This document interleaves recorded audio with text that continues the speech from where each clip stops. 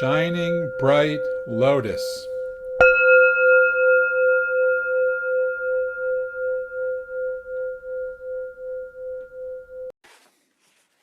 Hi. We're going to talk about Samantabhadra, third bodhisattva of our seven today. Samantabhadra in Chinese is Puxian, Puxian. I think I'm pronouncing it correctly, Puxian, and in Japanese is Fugen.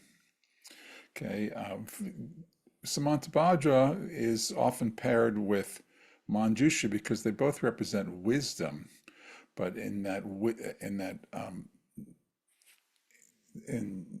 Manjushri's wisdom is this wisdom of the emptiness of all things and recognizing that we are not all separate.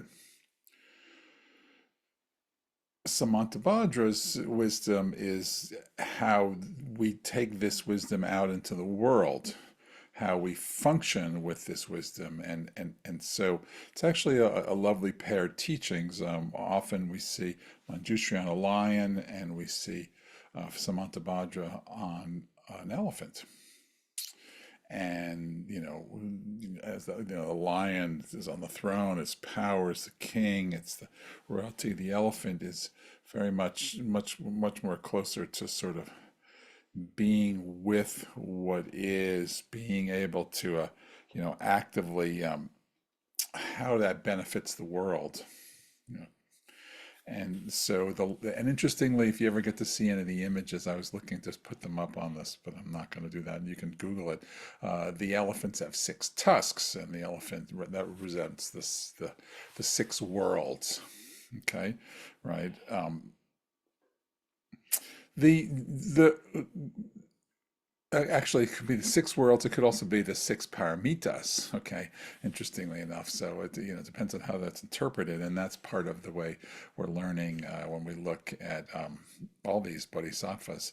You're going to see me looking down because there's just too much material. I want to get my pronunciations right.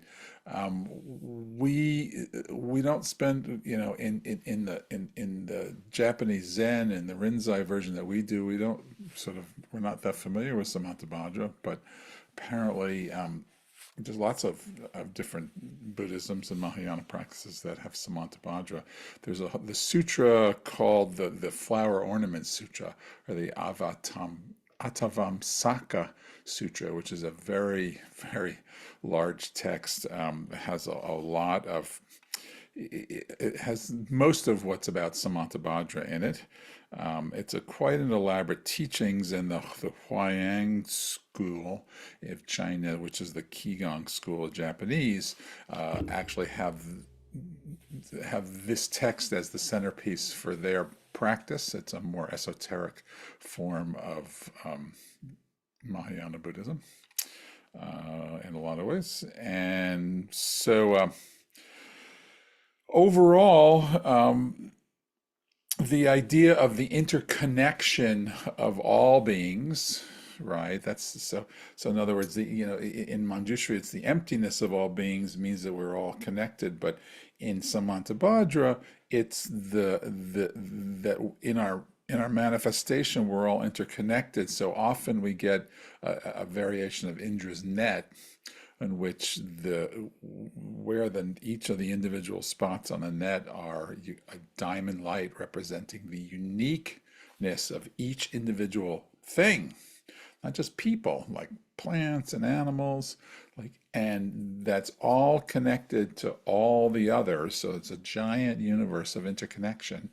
But at the same time, each individual point is a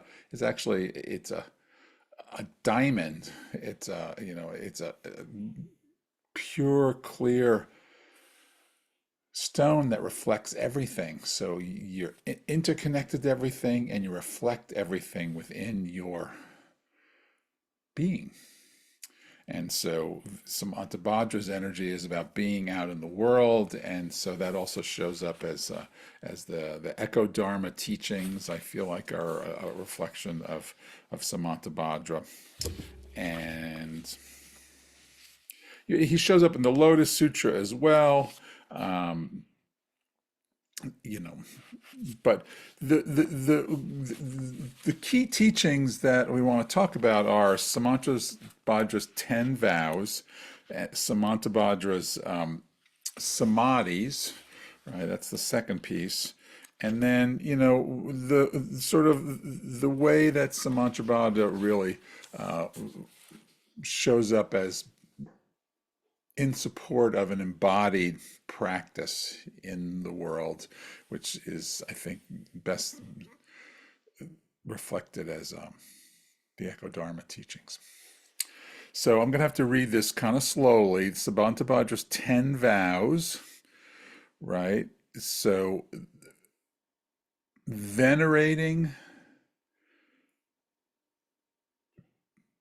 praising, and making offering to the Buddhas. So the first thing, that's just one vow. It's just to really honor the Buddhas. Okay?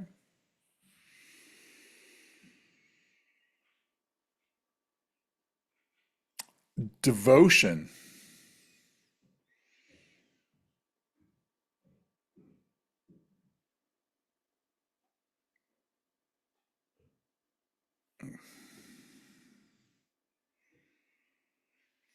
I'm going to pause. Okay, I see where I made my mistake.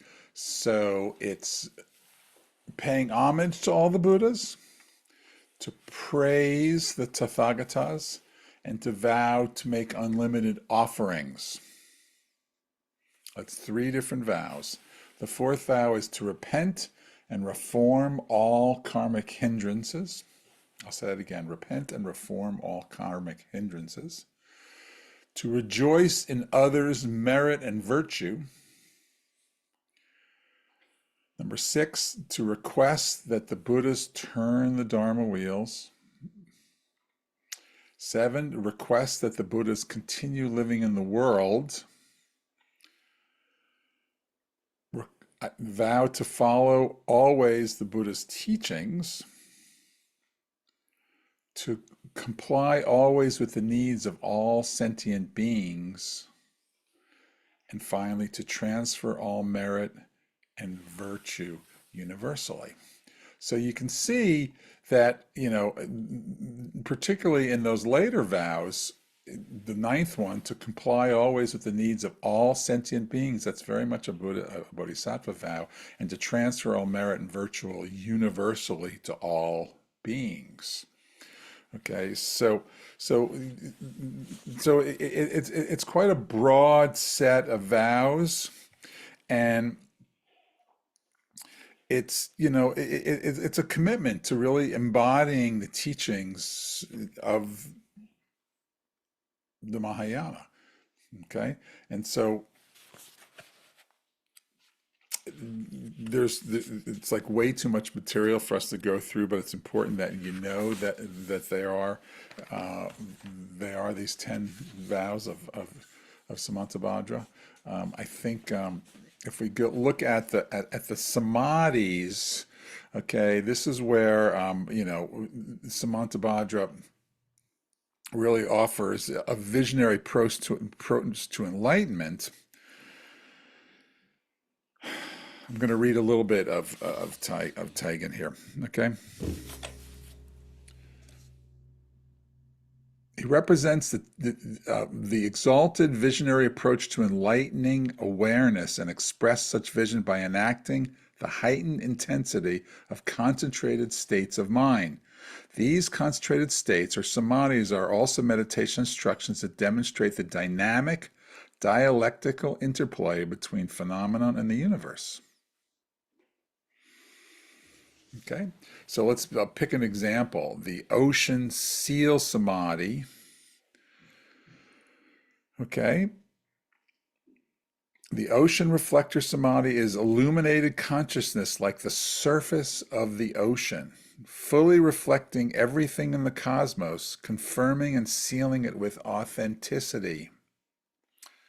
The winds of delusion can cause the waves of phenomenon to arise on the surface of the ocean, forming thoughts and perceptions. But as soon as the mind settles and the water is calm and clear, this ocean mirror awareness again reflects perfectly. So that's one of the samadhis. There's several of the samadhis, but you hear that particular image of the waves and the oceans are not separate, and the clarity of pure awareness as being just completely clear. And so you're seeing the origins of this imagery in the Flower Ornament Sutra and in Samantabhadra's teachings. So there's several of different samadhis and awarenesses that Samantabhadra represents and talks about. We're not going to go over more of those there. Another characteristic of Samantabhadra is that Samantabhadra is much more hidden, and hidden meaning that it's the Bodhisattva does their work in the world without recognition, without a big sign, hey, I'm being a bodhisattva. So that in terms of kind of meeting that particular energy, it's takes a lot of, there's a lot of stories about wanting to meet Samantabhadra and how hard that is to actually find him or this energy in the world. It sort of just is that magical bodhisattva energy that's sort of attending to things without calling attention to the self. That's a key piece of it. And then, of course, there's the as I mentioned earlier, this is seen as action in the world is also the bodhisattva energy that is tending to the world, which we can see as social activism or environmental activism. And so that's why I point out and I give you three examples that you can look at of Joanna Macy and David Loy and Ayo Yotunde, who are three modern Buddhist practitioners that to me express a lot of the Samantabhadra energy. Why do I pick those three? It's like, as opposed to this sort of simplicity of pure awareness of the kind of the classic sort of no energy arising of Rinzai Zen, these three practitioners definitely offer a compassionate version of Buddhism that is highly articulate, it's inclusive, it's diverse in its perspectives, and brings in of lots of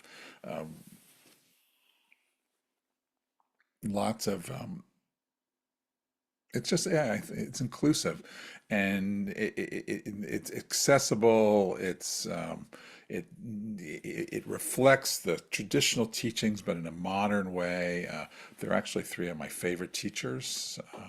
I highly encourage you to sort of take a look at a little of there's a video for each of the three of them that I posted in the research section, because Samantabhadra is really a significant energy, and it's really is the other side than the Manjushri energy.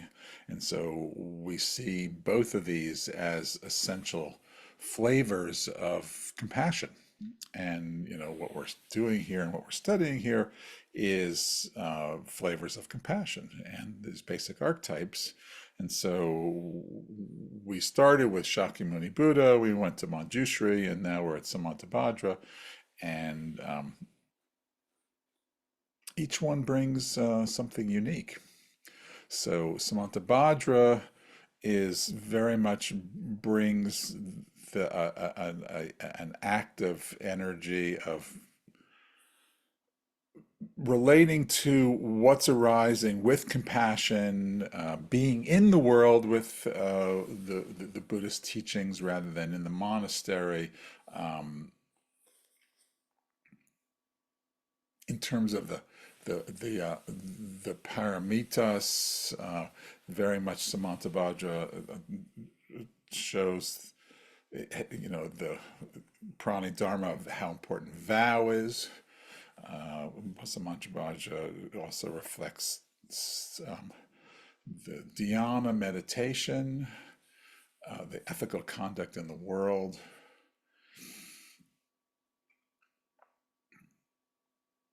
and knowledge, which is jnana, which is the 10th perfection. So it's one of my favorite, so I figured I'd give a little talk on Samantabhadra. I don't feel like necessarily saying anything that's, you know, it just feels like I'm just trying to kind of encourage you to dig into Samantabhadra a little bit, and particularly some of these teachers, and get to know this wonderful perspective of compassion. Thank you.